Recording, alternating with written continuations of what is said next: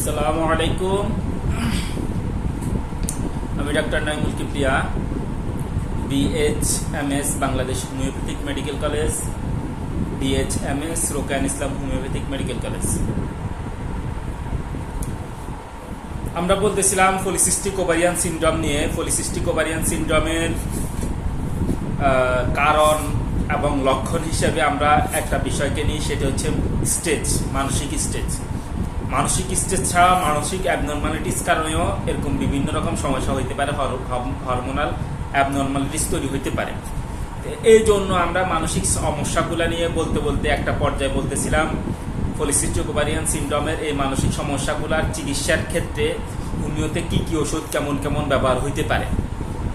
হোমিওতে কেমন কেমন ওষুধ হইতে পারে হিসেবে আমাদের প্রায় 7টা ভিডিও ওভার হয়ে গেছে। আজকে 8 নাম্বার ভিডিও, স্টেজ অথবা মানসিক সমস্যার জন্য হোমিওপ্যাথিক ওষুধ আলোচনায়।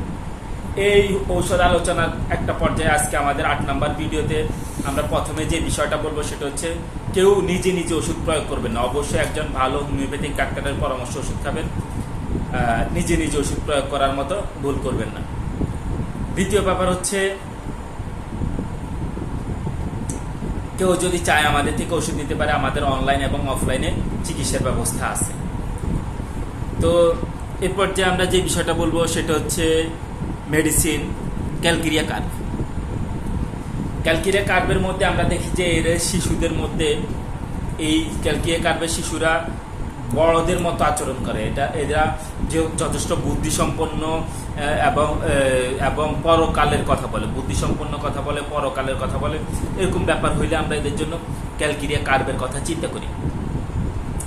এরপরে যদি কারোর মধ্যে আমরা দেখি সে নিজের আরোগ্যের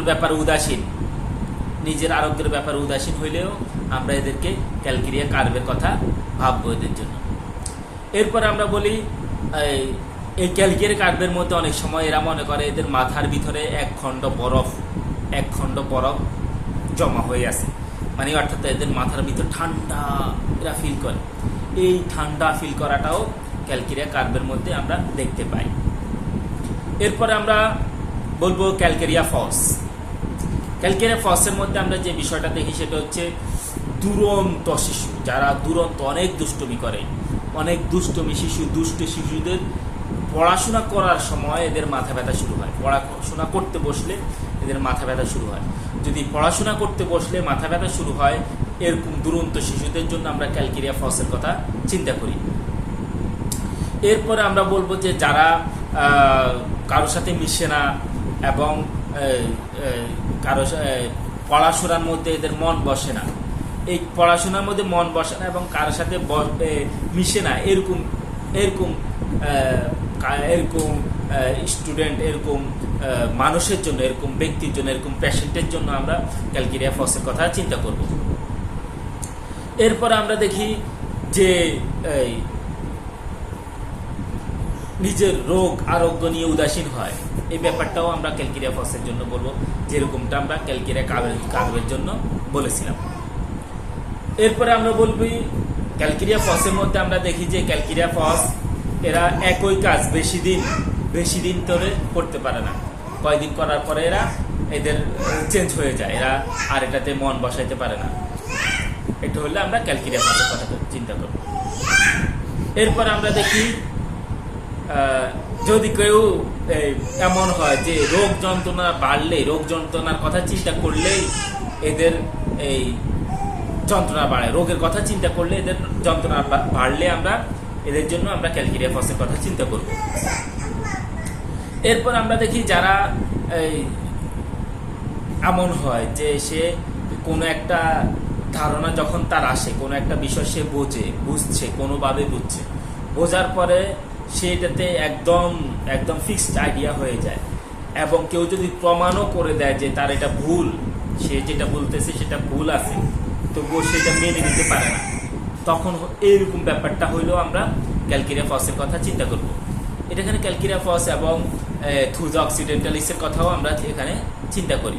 দুটা মেডিসিনই এখানে আসতে পারে।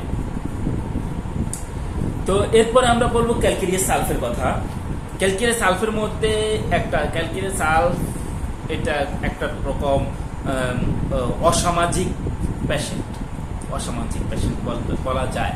কারণ এদের মধ্যে এদের ভাই বোনদের প্রতি এদের ঈর্ষা, ভাই বোনদের বিষয় নিয়ে এরা খুব ঈর্ষা পরায়ণ হয় ক্যালকেরিয়া সালফের। এবং এদের মধ্যে দেখা যায় যে এদের যার সাথে তার মনের মিল হয় না, যার কথা তার কাছে ভালো লাগে না, সে তাকে একদম দেখতে পারে না। মানে তার মনের সাথে যার সাথে মন মিলে নাই, সে তাকে দেখতেই পারে না, তার কথা শুনতে পারে না, এরকম একটা ব্যাপার, বিরক্তি তার মধ্যে চলে আসে। এটা হলো আমরা এদের জন্য ক্যালকেরিয়া সালফের কথা চিন্তা করব। তো আমরা আজকের মতো এখানে বিদায় নিচ্ছি। আমাদের ভিডিও যথেষ্ট বড় হয়েছে, পরবর্তী ভিডিও আমরা বাকি বিষয় নিয়ে আলোচনা করব। আজকের মতো এখানে বিদায়। আসসালামু আলাইকুম।